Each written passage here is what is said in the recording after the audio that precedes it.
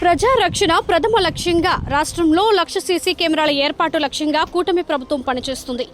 Nakkapalli rural circle office పరిధిలో జాతీయ రహదారిపై సొంత నిధులతో ఏర్పాటు చేసిన 100 సీసీ కెమెరాల ఏర్పాటు ప్రారంభించుకోవడం జరిగింది. తాండవ జంక్షన్ నుంచి ఎస్రాయవరం పంచాయతీ పరిధిలోని ధర్మవరం వరకు భద్రత కోసం సీసీ కెమెరాల ఏర్పాటు చేయడం జరిగింది.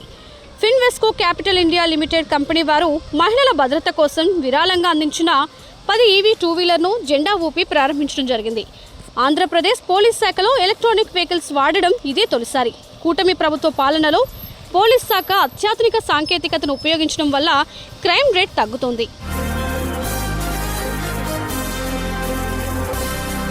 ఒక్క రోజు 2 రోజుల్లో వెళ్ళిపోయే జీవితం కాదు ఇది.